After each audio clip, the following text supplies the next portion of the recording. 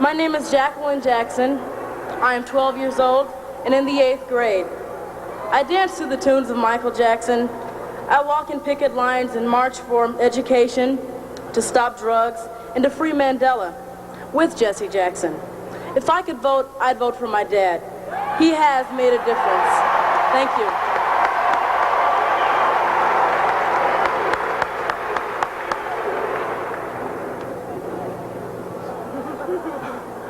Good evening. My name is Yusuf Dubois Jackson.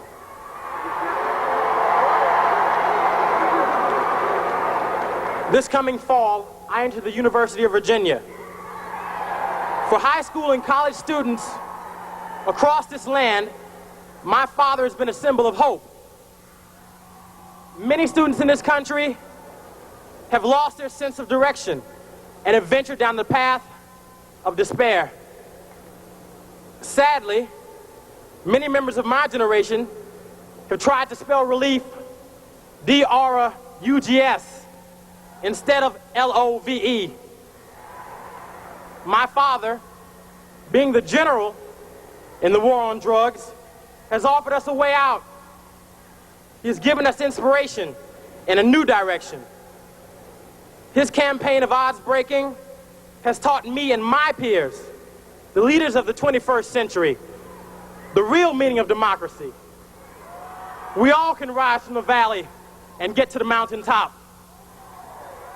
I'm very honored to stand before the world tonight to witness and be a part of history. I'm very proud to be the son of Reverend Jesse Louis Jackson. Father, I love you very much. Here's my sister Santita.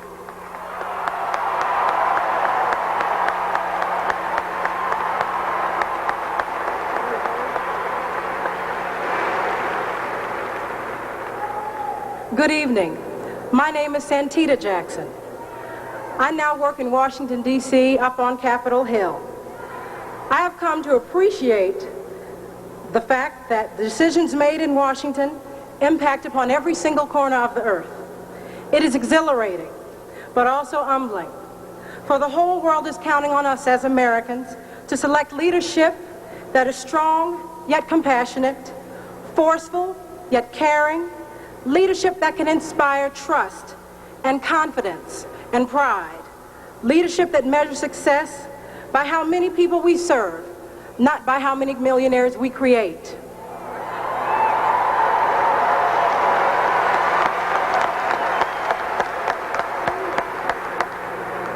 Leadership like that comes in the form of my father, the Reverend Jesse Jackson. And now I'd like to introduce to you tonight my brother, Jonathan Luther Jackson.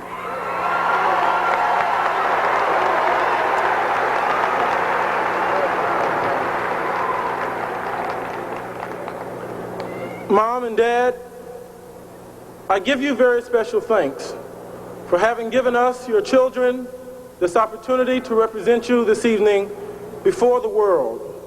Indeed, you have much to be proud of, having graduated us from North Carolina A&T State University this past May. I thank you for having given us the proper incubation in our home to let us personally, spiritually, and most importantly, socially grow so that we can indeed show our love to our fellow man, to our nation, and throughout the greater world's community. I have shared in this generation in following the leadership and vision of Jesse Jackson. Indeed, my father has given to me what I think is the most valuable gift. He has put confidence back in the belief that all dreams can be achieved. On behalf of my father and my family, my brothers, my sisters, I give you thanks to our thousands of supporters whom we have stayed in your homes. We ask that you keep your generosity and the warmth of your spirits. Thank you.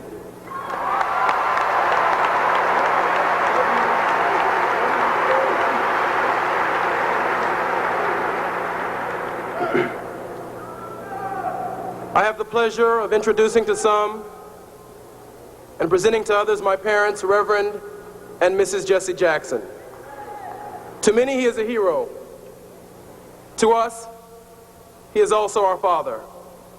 Our Father has taught us well.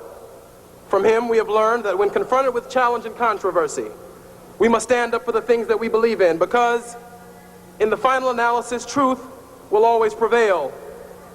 And if we do our best, God will do the rest. My father has taught us to see. My mother, through her love, strength, and joy, helped us to dream. It is because of these lessons that each day I'm reminded of the words of the late Dr. Benjamin Elijah Mays. It must be borne in mind that the tragedy of life does not lie in reaching your goal. The tragedy lies in having no goal to reach. It isn't a calamity to die with dreams unfulfilled, but it is a calamity not to dream. It's not a disaster to be unable to capture your ideal, but it is a disaster to have no ideal to capture. It is not a disgrace to reach for the stars, but it is a disgrace to have no stars to reach for. Not failure, but low aim is the sin. My generation was born out of the generation that had the courage to dream and the will to fight to make their dreams come true. Growing up with my parents, we understand the struggles, the victories of the last generation, the sacrifices made by so many, by John Lewis and Hosea Williams at the Edmund Pettus Bridge, by Muhammad Ali and Julian Bond for their conscientious objection of the Vietnam War,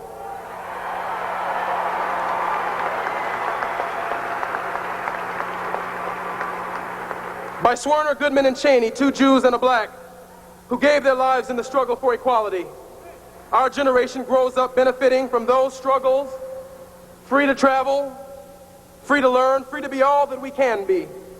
Over these past few months, we've traveled more than 500,000 miles across this country, talking with young people in high schools, in colleges, on farms, and in the barrios. In our travels, we've met young leaders such as State Senator Cleo Fields of Louisiana, who at 24 years of age is the youngest state senator in this country. Actress Kim Fields and Amy Carter and Reverend Tyrone Crider, whose standards of excellence stand as a tribute to the power of hope. Those who say this is an age of cynicism and despair are wrong. A new generation, my generation, is coming. We have not given up the dream. We will never surrender our ideals. Our generation has inherited the disgrace of apartheid, and we must abolish it.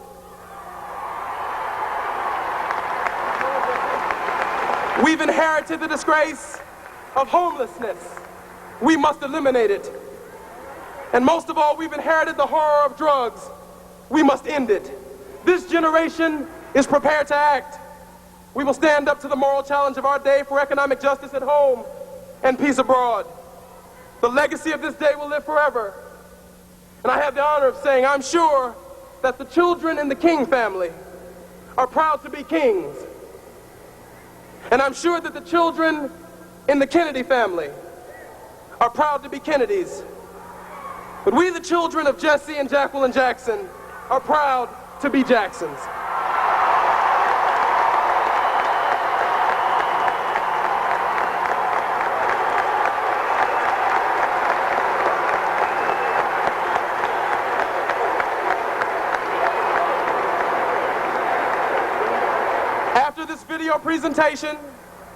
After this video presentation, I bring to you a man who fights against the odds, who lives against the odds, who brings prisoners home from foreign lands against the odds, who was born against the odds.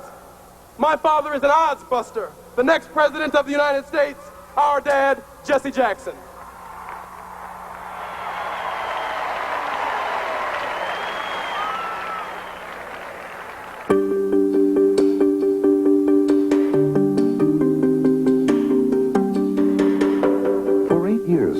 Republicans have been selling us their vision of America. A magic kingdom filled with happy people, free from worry or care.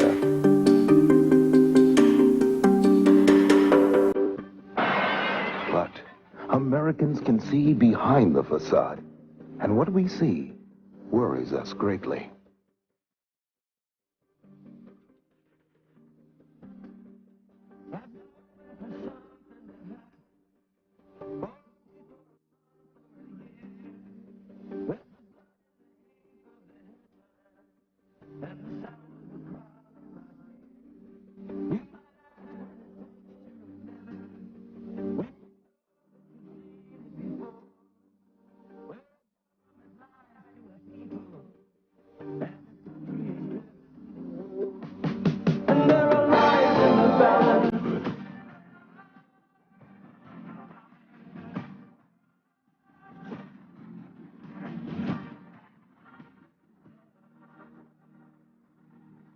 In 1988, America began a search for an honest vision of who we are as a people and of the problems we face as a nation. We searched for that vision as Democrats, and as Democrats, we found it. A vision of hope. We are bigger than one language, bigger than one culture, bigger than one race, bigger than one religion. This is America. Let's expand. Let's grow. Let's build. Let's keep hope alive.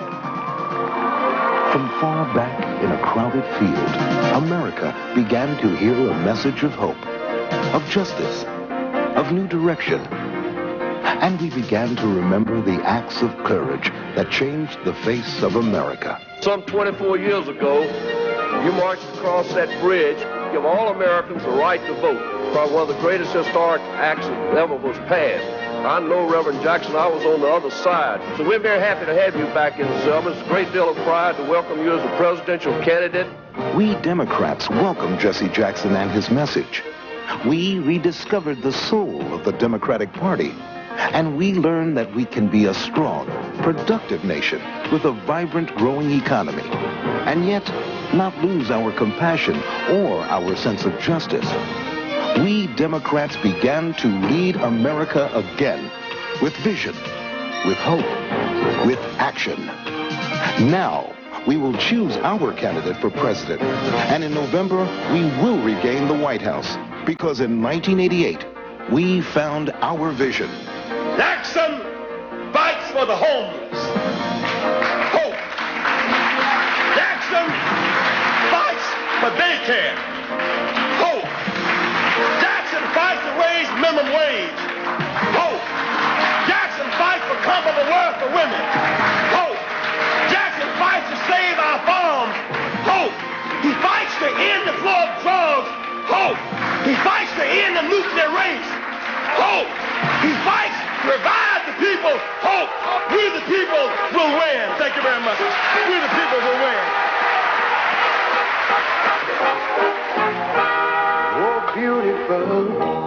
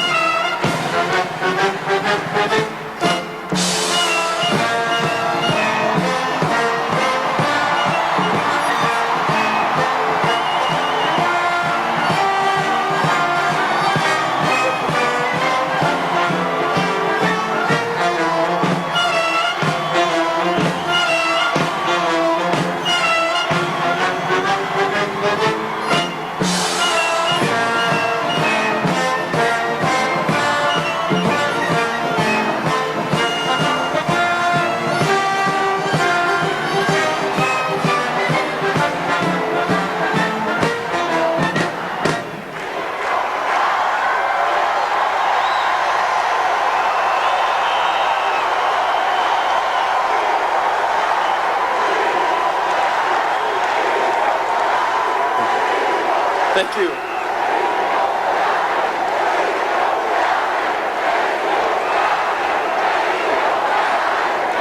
Thank you.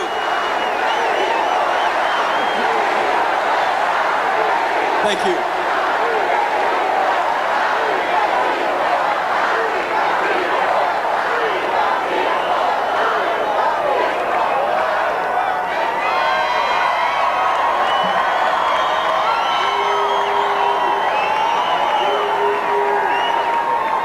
Tonight,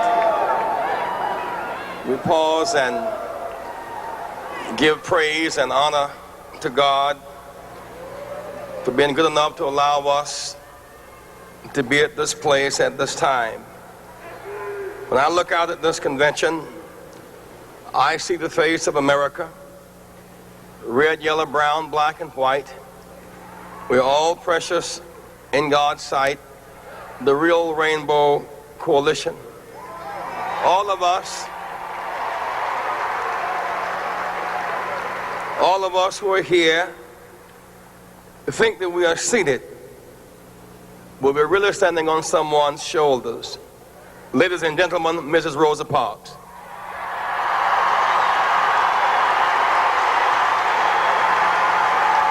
The mother of the Civil Rights Movement.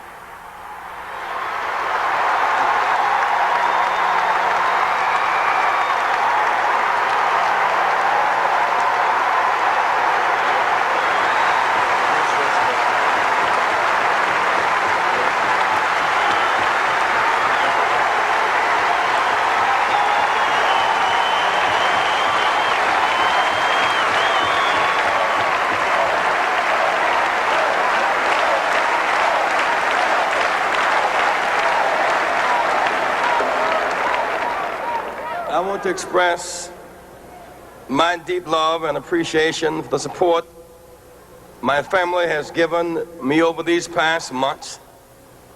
They have endured pain, anxiety, threat, and fear, but they have been strengthened and made secure by our faith in God, in America, and in you.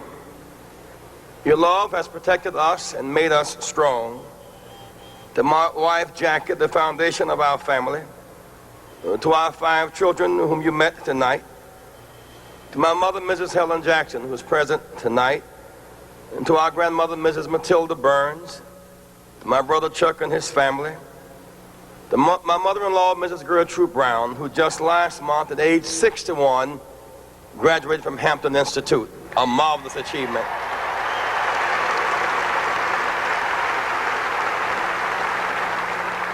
I offer my appreciation to Mayor Andrew Young, who has provided such gracious hospitality to all of us this week, and a special salute to President Jimmy Carter. President Carter,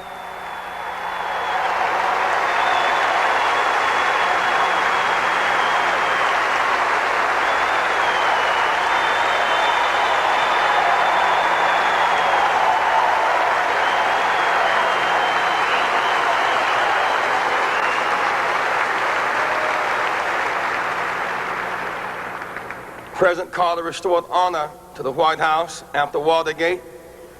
He gave many of us a special opportunity to grow. For his kind words, for his unwavering commitment to peace in the world, and for the voters that came from his family, every member of his family, led by Billy and Amy, I offer my special thanks to the Carter family.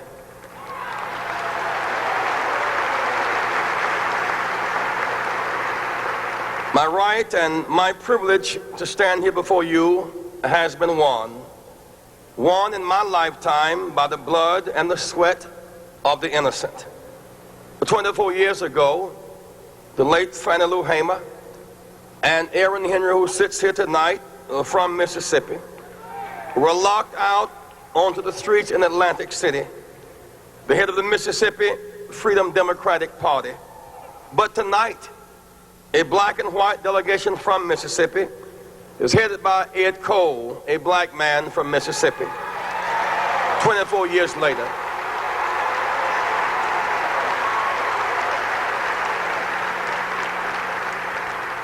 Many were lost in the struggle for the right to vote. Jimmy Lee Jackson, a young student, gave his life. Valerie Soul, a white mother from Detroit, called nigger lover and brains blown out at point blank range.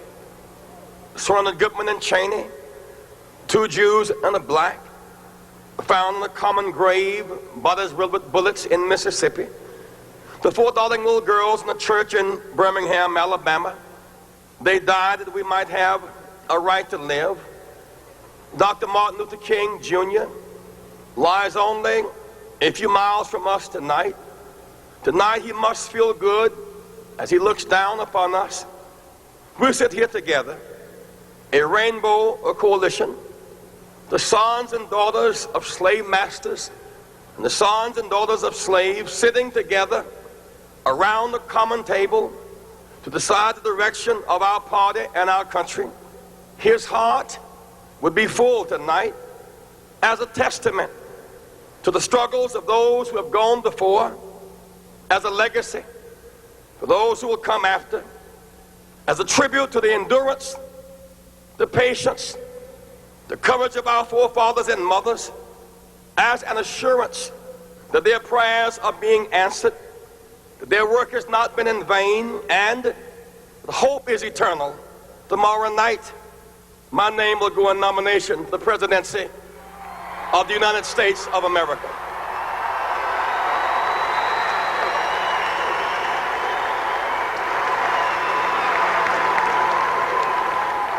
We meet tonight at the crossroads, a point of decision.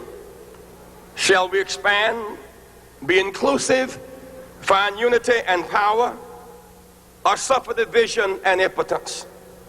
We come to Atlanta, the cradle of the old South, the crucible of the new South. Tonight there is a sense of celebration because we are moved, fundamentally moved from racial battlegrounds by law to economic common ground. The moral challenge to move to higher ground, common ground. Think of Jerusalem, the intersection where many trails met, a small village that became the birthplace for 3 great religions, Judaism, Christianity, and Islam. Why was this village so blessed? Because it provided a crossroads where different people met, different cultures, different civilizations could meet and find common ground. When people come together, flowers always flourish.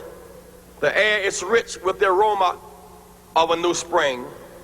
Take New York, the dynamic metropolis. What makes New York so special? It's the invitation at the Statue of Liberty. Give me your tired, your poor, your huddled masses who yearn to breathe free, not restricted to English only. Many people, many cultures, many languages, with one thing in common: they yearn to breathe free, common ground.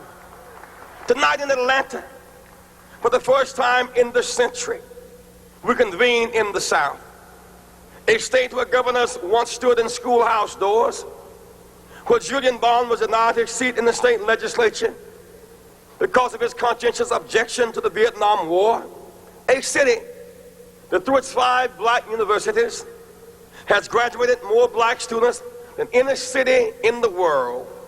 Atlanta, now a modern intersection of the New South. Common ground. That's the challenge of our party tonight. Left wing, right wing. Progress will not come through boundless liberalism nor static conservatism, but at the critical mass of mutual survival, not at boundless liberalism nor static conservatism, but at the critical mass of mutual survival. It takes 2 wings to fly. Whether you're a hawk or a dove, you're just a bird living in the same environment, in the same world. The Bible teaches that when lions and lambs lie down together, none will be afraid, and there will be peace in the valley. It sounds impossible. Lions eat lambs. Lambs sensibly flee from lions. Yet even lions and lambs find common ground. Why? Because neither lion nor lambs want the forest to catch on fire. Neither lions nor lambs want acid rain to fall. Neither lions nor lambs can survive nuclear war. If lions and lambs can find common ground, surely we can as well as civilized people.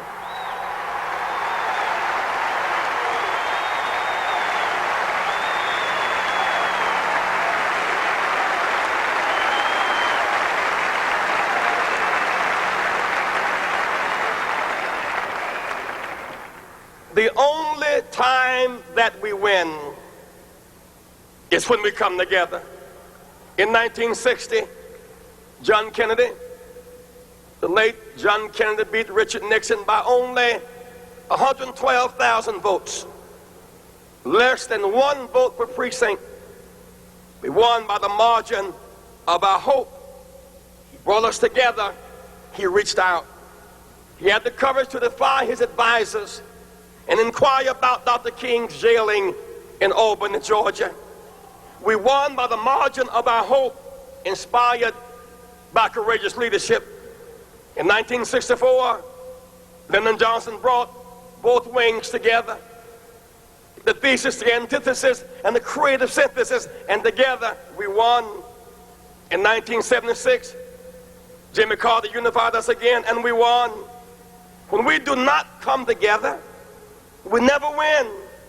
In 1968, division and despair in July led to our defeat in November. In 1980, rancor in the spring and the summer led to Reagan in the fall. When we divide, we cannot win. We must find common ground as a basis for survival and development and change and growth.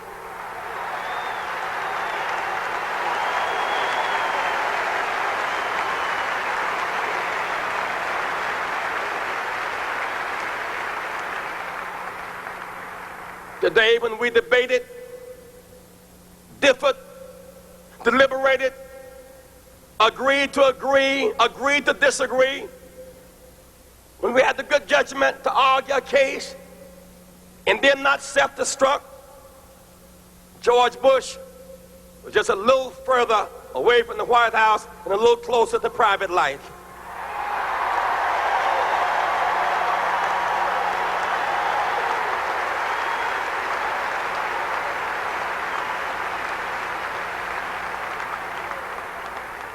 Tonight, I salute Governor Michael Dukakis. He has run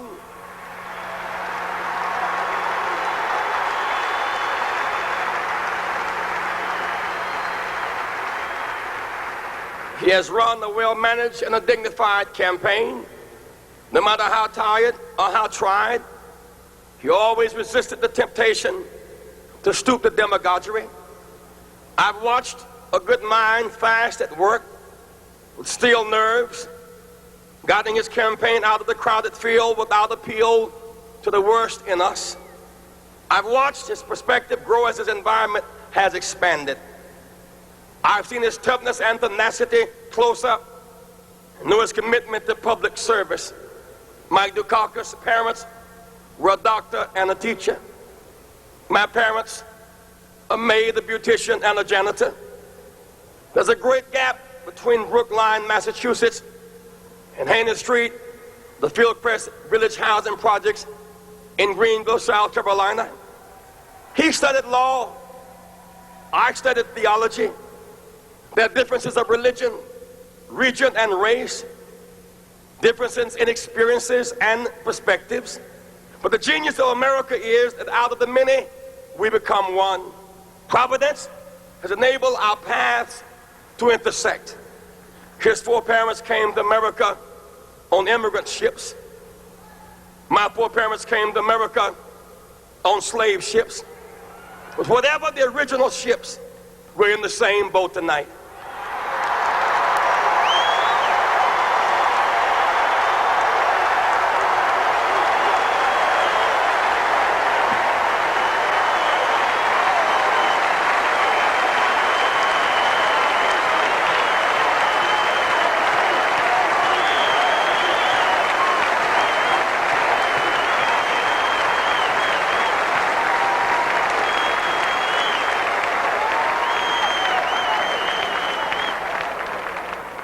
ships could pass in the night if we had a false sense of independence, or they could collide and crash.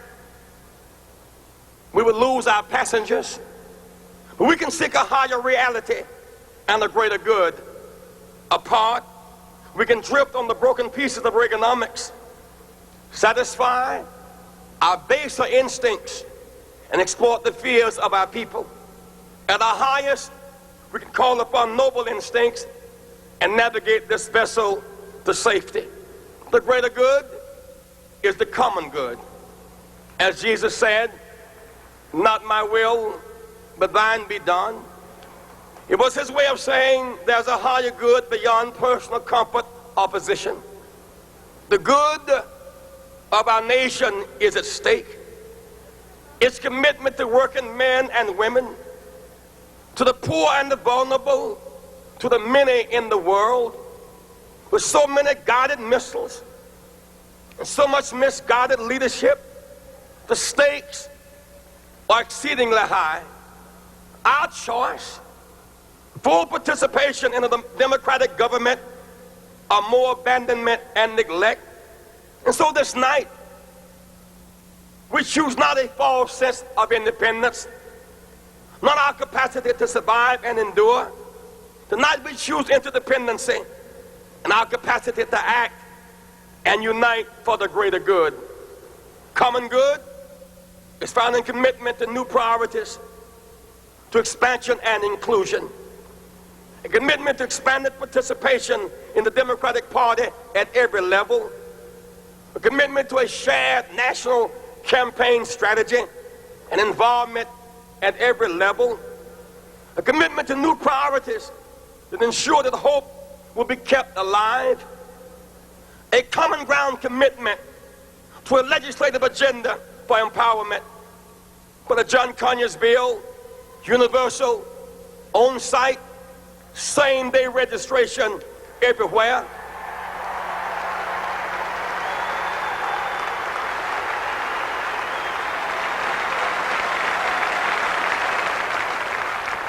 A commitment to D.C. statehood and empowerment. D.C. deserves statehood. A commitment to economic set-asides. A commitment to the Dellums bill for comprehensive sanctions against South Africa. A shared commitment to a common direction. Common ground. Easier said than done. Where do you find common ground? At the point of challenge. This campaign has shown that politics need not be marketed by politicians, packaged by posters and pundits. Politics can be a moral arena where people come together to find common ground. We find common ground at the plant gate that closes on workers without notice. We find common ground at the farm auction where a good farmer loses his or her land to bad loans or diminishing markets. Common ground at the schoolyard where teachers cannot get adequate pay and students cannot get a scholarship and can't make a loan. Common ground at the hospital admitting room where somebody tonight is dying because they cannot afford to go upstairs to a bed that's empty, waiting for someone with insurance to get sick. We are a better nation than that. We must do better.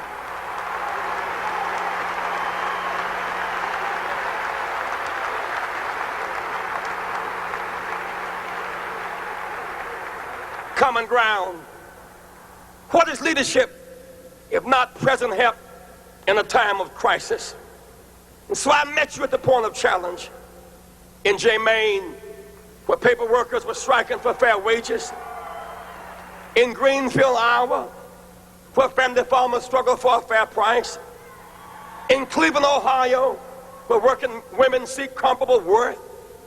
In McFarland, California, where the children of Hispanic farm workers may be dying from poison land, dying in clusters with cancer. In the AIDS hospice in Houston, Texas, where the sick support one another too often rejected by their own parents and friends. Common ground. America's not a blanket woven from one thread, one color, one cloth.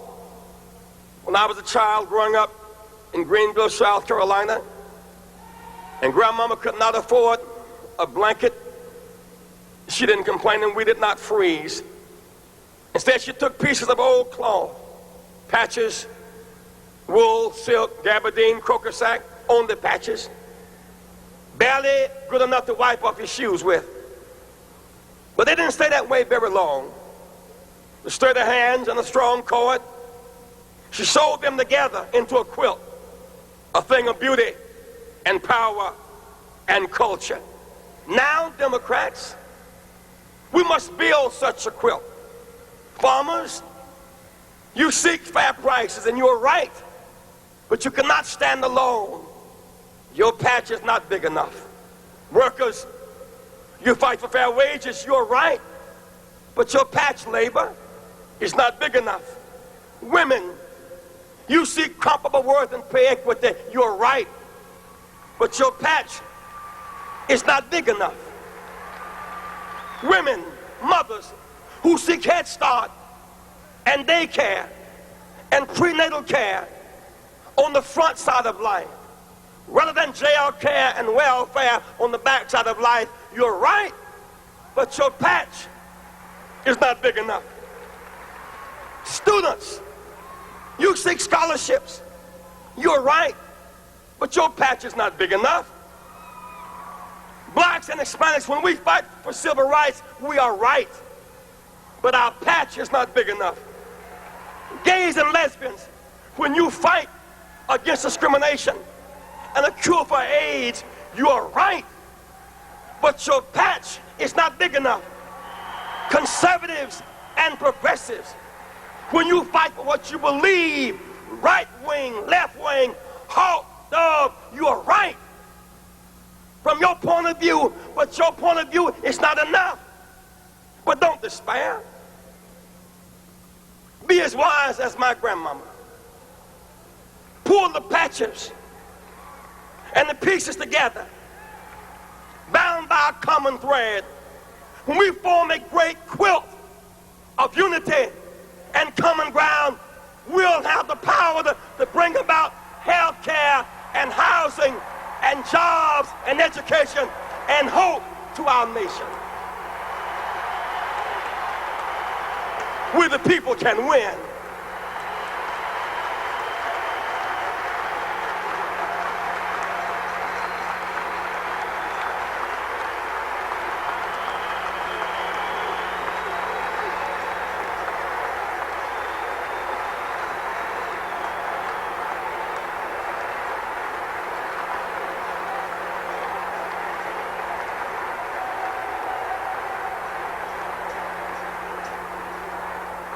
We stand at the end of a long, dark night of reaction.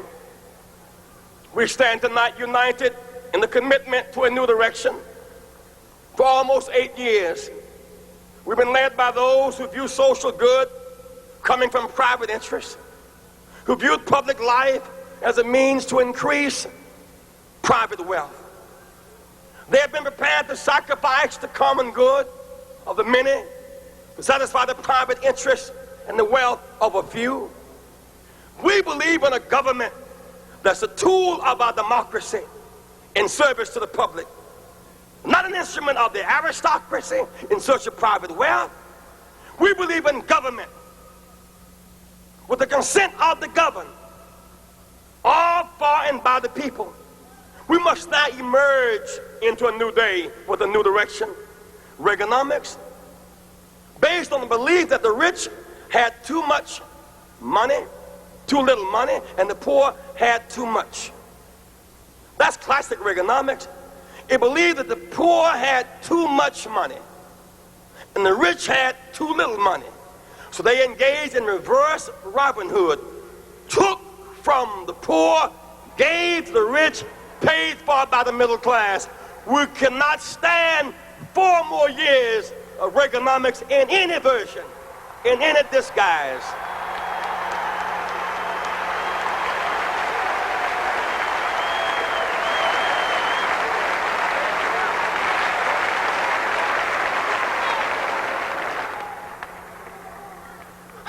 document that case.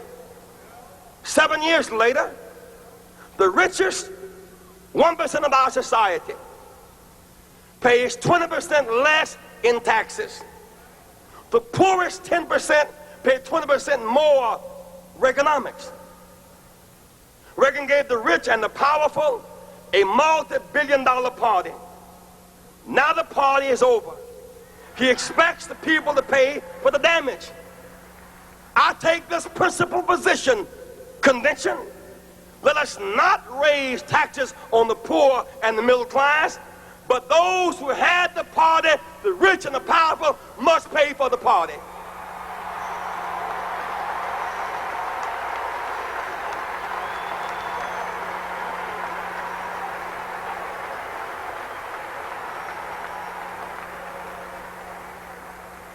I just want to take common sense to high places. We're spending $150 billion a year defending Europe and Japan 43 years after the war is over. We have more troops in Europe tonight than we had 7 years ago. Yet the threat of war is ever more remote. Germany and Japan are now creditor nations. That means they got a surplus. We are a debtor nation, means we are in debt. Let them share more of the burden of their own defense. Use some of that money to build decent housing. Use some of that money to educate our children. Use some of that money for long-term health care. Use some of that money to wipe out these slums and put America back to work.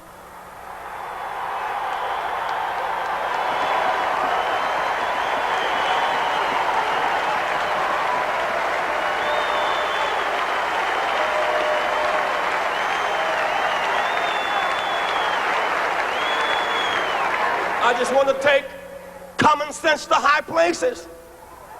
If we can bail out Europe and Japan, if we can bail out Continental Bank and Chrysler and Mr. Iacocca make $8,000 an hour, we can bail out the family farmer.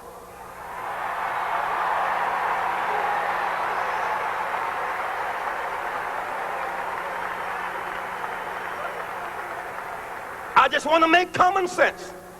It does not make sense to close down 650,000 family farms in this country while importing food from abroad subsidized by the U.S. government.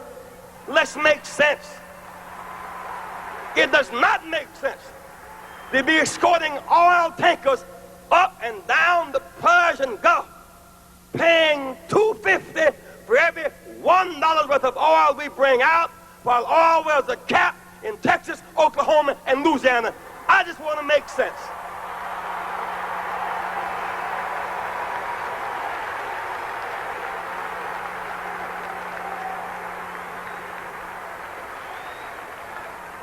Leadership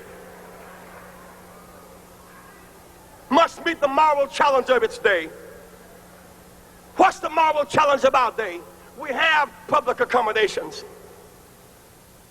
We have the right to vote. We have open housing. What's the fundamental challenge of our day? It is to end economic violence.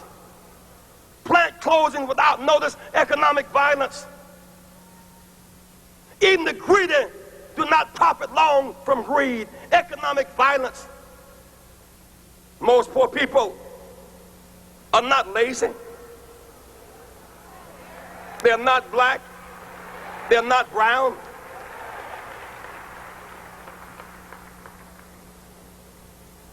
They're mostly white and female and young. But whether white, black, or brown, a hungry baby barely turned inside out is the same color. Call it pain. Call it hurt. Call it agony. Most poor people are not on welfare. Some of them are illiterate and can't read the want ad sections. When they can't find a job that matches their address. They work hard every day. I know. I live amongst them. I'm one of them. I know they work. I'm a witness. They catch the early bus. They work every day. They raise other people's children. They work every day. They clean the streets. They work every day. They drive dangerous cabs. They work every day. They change the beds you slept in these hotels last night and can't get a union contract. They work every day.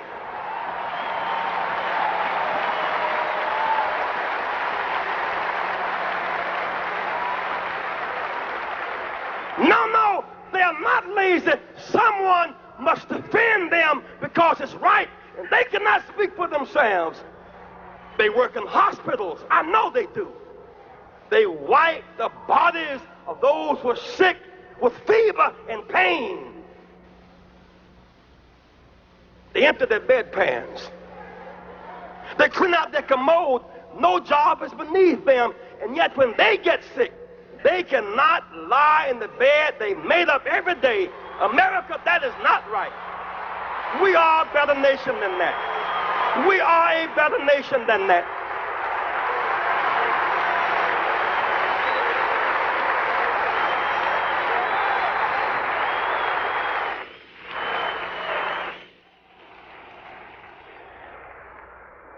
We got a real war on drugs.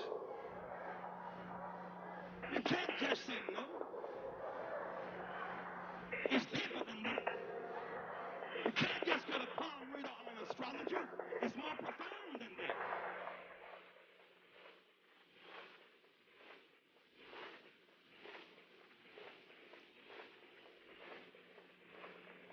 We're spending $150 billion on drugs a year. We've gone from ignoring it to focusing on the children. Children cannot buy $150 billion worth of drugs a year. A few high-profile athletes are not laundering $150 billion a year. Bankers are. I met the children in Watts who, unfortunately, in their despair, their grapes of hope have become raisins of despair, and they're turning on each other, and they're self-destructing. But I stayed with them all night long. I wanted to hear their case. They said, Jesse Jackson, as you challenge us to say no to drugs, you're right. And to not sell them, you're right. To not use these guns, you're right. By the way, the promise of SEPTA, they displaced CETA. They did not replace CETA. We have neither jobs, nor houses, nor services, nor training, nor way out. Some of us take drugs as anesthesia for our pain. Some take drugs as a way of pleasure, good short-term pleasure and long-term pain. Some sell drugs to make money. It's wrong, we know, but you need to know that we know. We can go and buy the drugs by the boxes at the port. If we can buy the drugs at the port, don't you believe the federal government can stop it if they want to?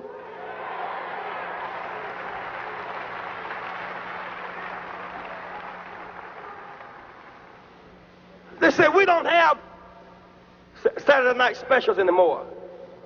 They say we buy AK-47s and Uzas, the latest NATO weapons. We buy them across the counter on Long Beach Boulevard. You cannot fight a war on drugs unless and until you're going to challenge the bankers and the gun sellers and those who grow them. Don't just focus on the children. Let's stop drugs at the level of supply and demand. We must end the scourge on the American culture.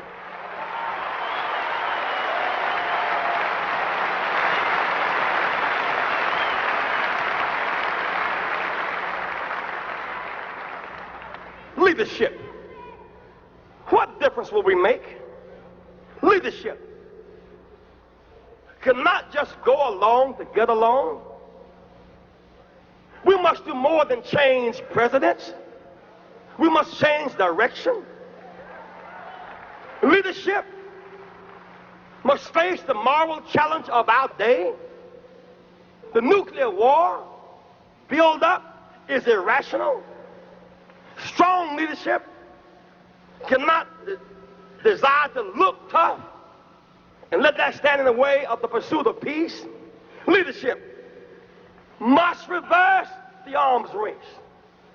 At least we should pledge no fresh use. Why? Because fresh use begets frustration, and that's mutual annihilation. That's not a rational way out. No use at all. Let's think it out and not fight it out because it's an unwinnable fight. Why hold a card that you can never drop? Let's give peace a chance. Leadership. We now have this marvelous opportunity to have a breakthrough with the Soviets. Last year, 200,000 Americans visited the Soviet Union. There's a chance for joint ventures in the space, not Star Wars and the war arms escalation, but a space defense initiative. Let's build in the space together and demilitarize the heavens. There's a way out. America, let us expand. When Mr. Reagan and Mr. Gorbachev met, it was a big meeting. They represented together 1/8 of the human race. 7/8 of the human race was locked out of that room. Most people in the world tonight, half are Asian, 1/2 of them are Chinese. There are 22 nations in the Middle East. There's Europe, 400 million Latin Americans next door to us, the Caribbean, Africa, 500 million people. Most people in the world today are yellow, or brown, or black, non-Christian, poor, female, young, and don't speak English. In the real world, this generation must offer leadership to the real world. We're losing ground in Latin America, Middle East, South Africa because we're not focusing on the real world. That real world. We must use basic principles, support international law. We stand the most to gain from it. Support human rights. We believe in that. Support self-determination. We're built on that. Support economic development. You know it's right. Be consistent and gain our moral authority in the world. I challenge you tonight, my friends. Let's be bigger and better as a nation and as a party.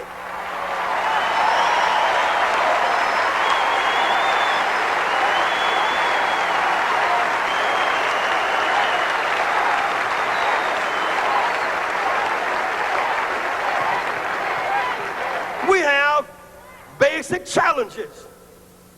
Freedom in South Africa. We've already agreed as Democrats to declare South Africa to be a terrorist state. But don't just stop there. Get South Africa out of Angola. Free Namibia. Support the frontline states.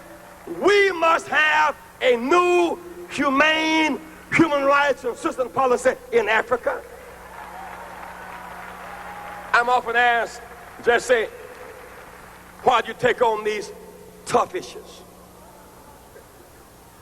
They're not very political. We can't win that way. If an issue is morally right, it will eventually be political. It may be political and never be right.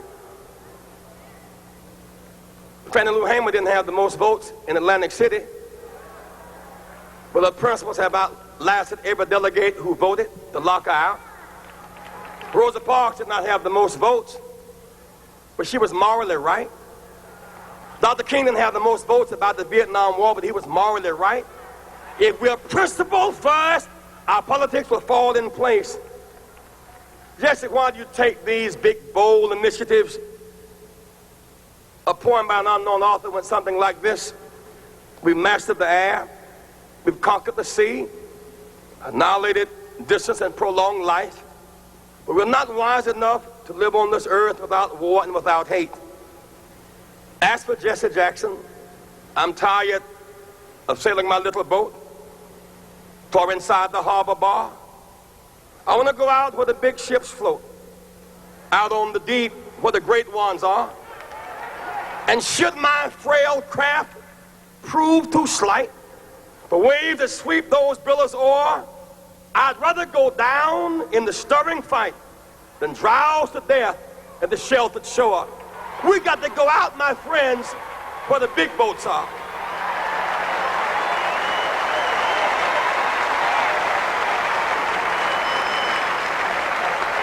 And then, for our children, young America, hold your head high now.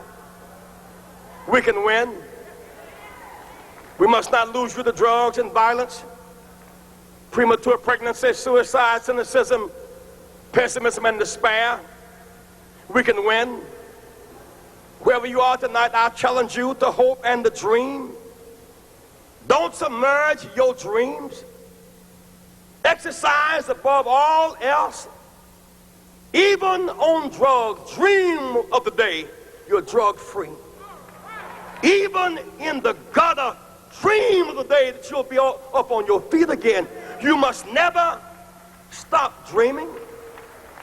Face reality, yes, but don't stop with the way things are. Dream of things as they ought to be. Dream.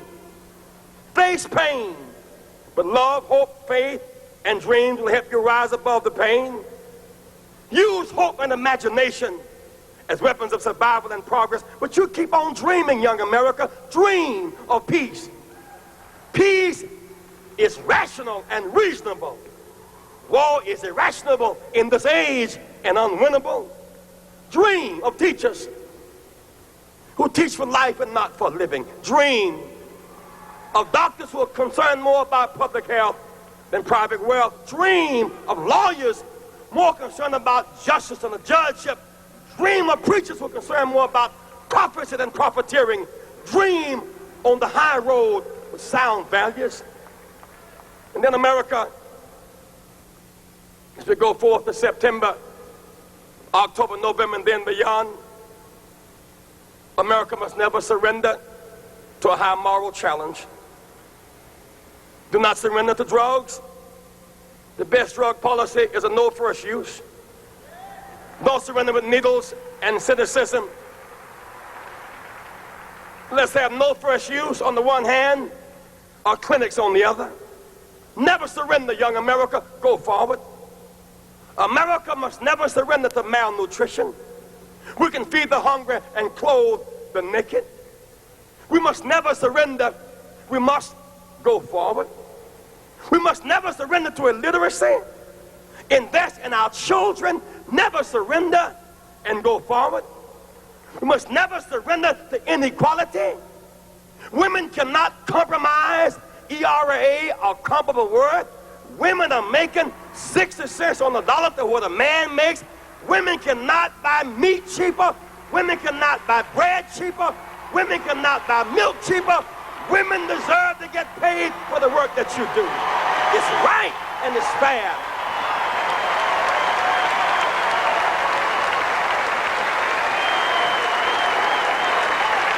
Don't surrender, my friends.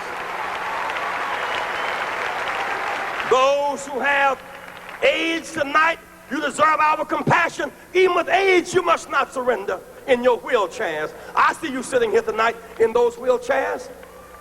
I've stayed with you. I've reached out to you across our nation. And don't you give up. I know it's tough sometimes. People look down on you. It took you a little more effort to get here tonight. And no one should look down on you, but sometimes mean people do. The only justification we have for looking down on someone is that we're going to stop and pick them up. But even in your wheelchairs, don't you give up. We cannot forget 50 years ago when our backs were against the wall, Roosevelt was in a wheelchair. I would rather have Roosevelt in a wheelchair than Reagan and Bush on a horse. Don't you surrender and don't you give up. Don't surrender and don't give up.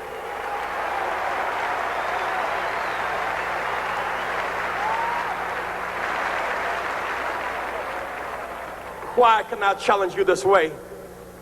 Jesse Jackson, you don't understand my situation. You'll be on television. You don't understand. I see you with the big people. You don't understand my situation. I understand. You see me on TV, but you don't know the me that makes me me. They wonder why does Jesse run? Because they see me running for the White House. They don't see the house I'm running from. I have a story.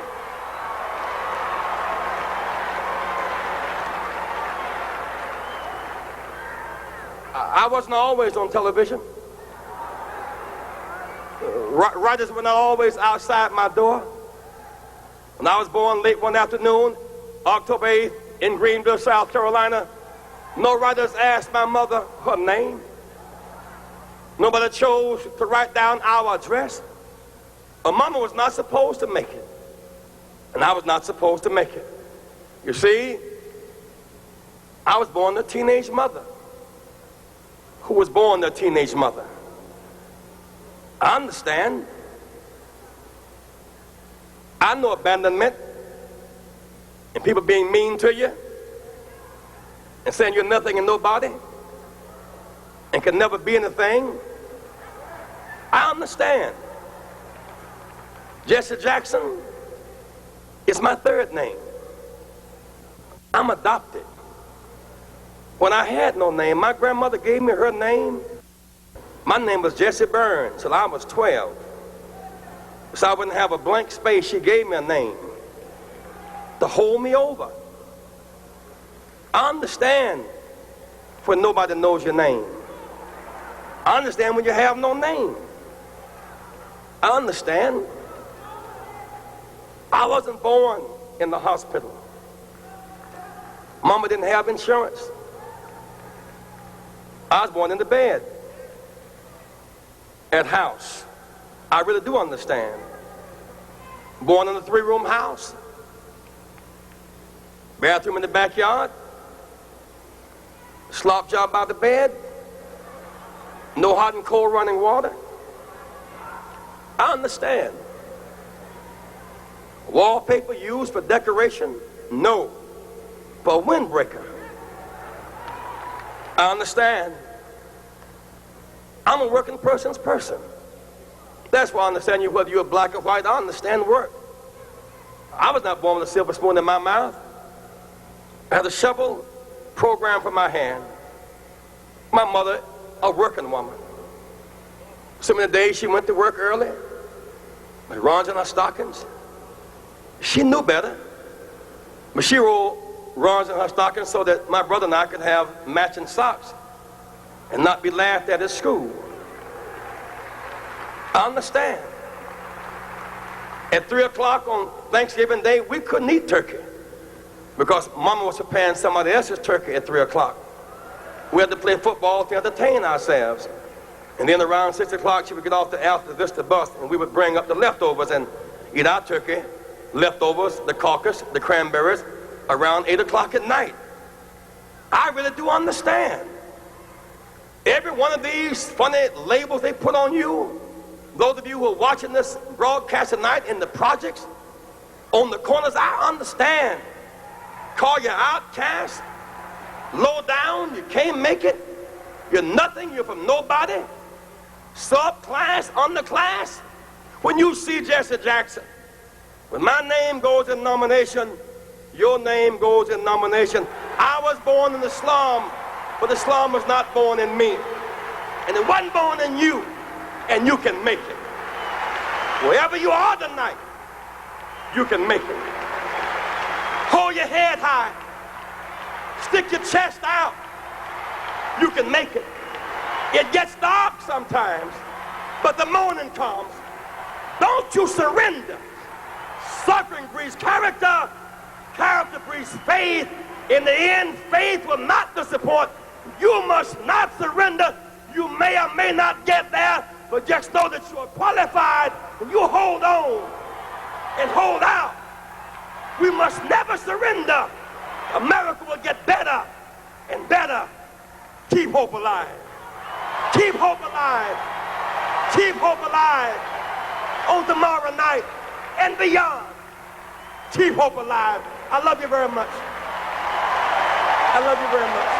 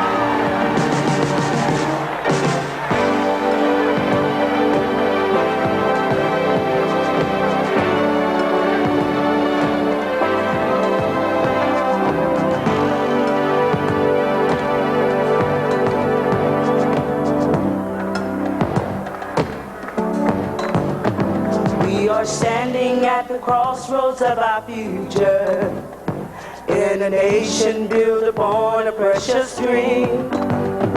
It's a dream that guarantees a chance for all to achieve. Toward that dream there is a man willing to lead.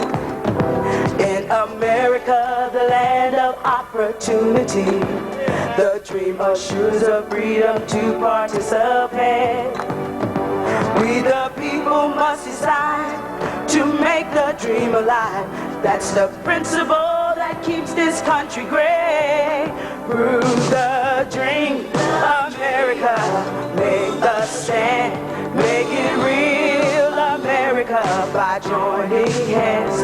As we stand for Jesse Jackson, send a message to the world that together we intend to prove the dream.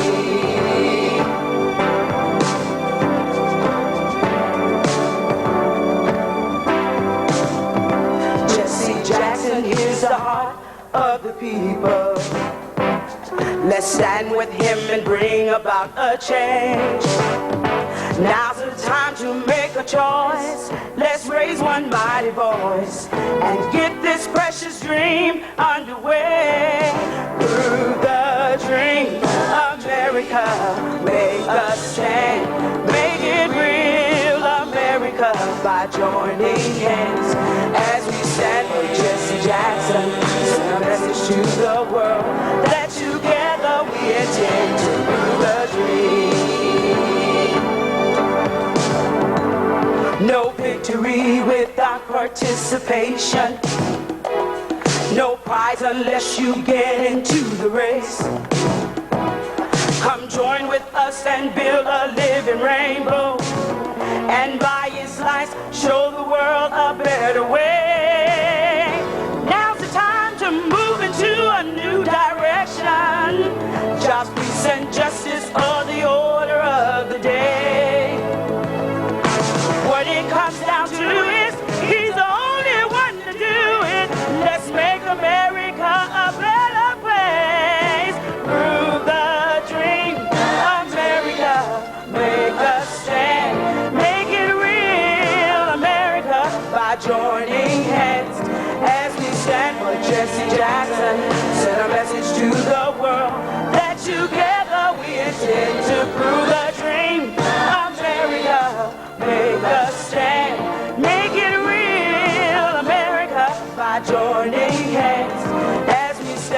Jesse Jackson, send a message to the world that together we intend to prove our dream.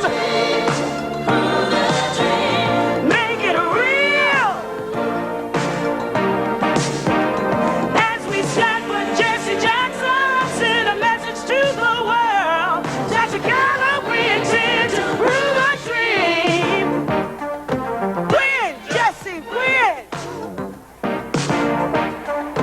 Win, Jesse, win. Prove it to the nation you can. Win, Jesse, win. Step into a new direction.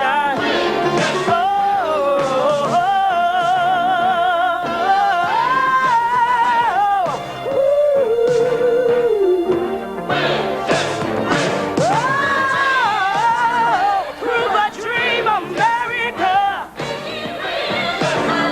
Make it real, America.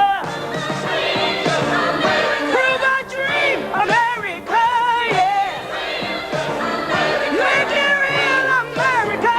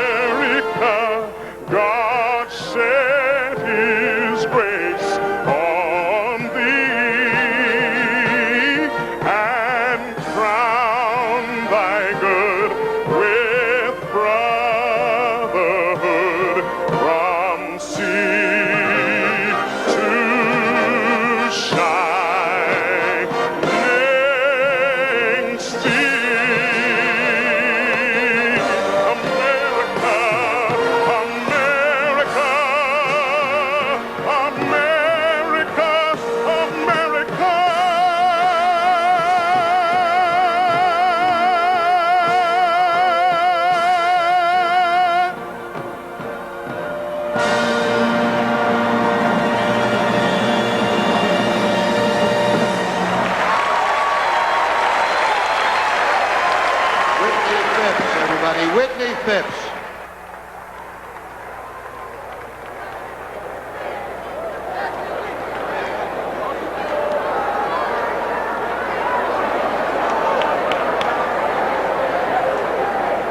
The beautiful voice of Whitney Phipps, and before that, Tony McKinney. Please rise for the benediction by Bishop Frederick James. Bishop James presides over the 17th District of the African Methodist Episcopal Church. From South Carolina, Bishop Frederick James.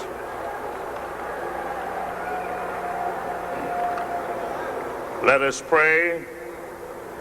Eternal God, our Father, you were the convener of time. You imparted life to our planet. Under the gracious arch of your providence, all history continues to unfold. We pause once more to lift your name in praise. As a nation, we come to you in an hour of profound decision. Bless us with direction. We remember the words of the prophet Isaiah when he said to his people, "Come, let us go up to the mountain of the Lord, to the house of the God of Jacob. He will teach us his ways so that we may walk in his paths." As we gather here in Atlanta, we hear a cacophony of many sounds and voices. Blend them into a melody. We pray that as we share our dreams, our hopes and prayers, that from this great convention there will go out to all the world the sound of a great and mighty symphony that will be full of hope, faith, and loving optimism for the future of our nation and the future of our world. Lord, you have taught us how to outfly the birds. You have permitted us to walk upon the moon. You have helped us to shuttle in and out of space. You have enabled us to descend deeper than the fish. You've shown to our eyes new worlds and molecules of matter. Teach us tonight how to solve some people problems on this earth. Grant us, Lord, grant to us such production and distribution of food that human beings may hunger and thirst no more. Bless us with jobs for honest labor, that no one may go unemployed. Lead us in the control of drugs and disease that rob us of the very breath of life. Then, Lord, we pray that you would bring us all together at this time. From tangents of exclusion on the plains of national policy to circles of inclusion on the plateaus of national possibility, bring us all together at this time. God bless America again. Bless our country with leaders who are committed to lead us all. Leaders for our majorities who are also leaders for our minorities. Leaders for our juniors who are also leaders for our seniors. Leaders for the lenders who are also leaders for the spenders. Leaders for the classes who are also leaders for the masses. May they lead us from where we are to where we ought to be, from the valley of futility to the mountain of faith, from the grandstand of insensitivity to the gridiron of insight, from a policy of stricture to a program of structure, from the politics of presumption to the statesmanship of assumption.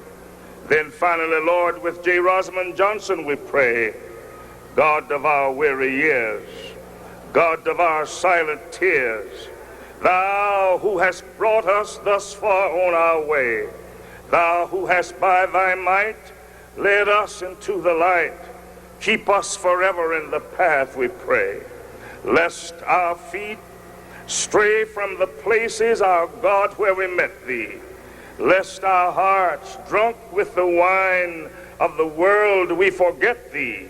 Shadowed beneath thy hand, may we forever stand, true to our God, true to our native land. Now with God's grace extending, and with his word ascending, and with his love unending, let us go in peace to do his will. Amen.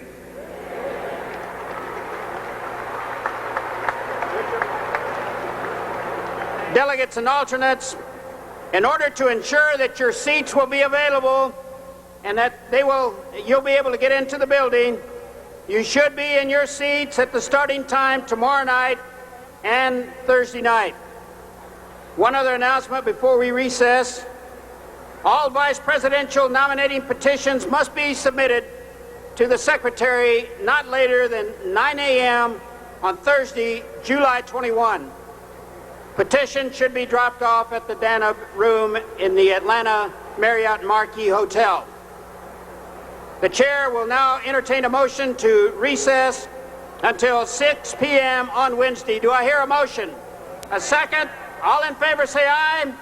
All opposed nay. The ayes have it. The motion is carried. The convention is in recess until 6 p.m. tomorrow. Thank you very much.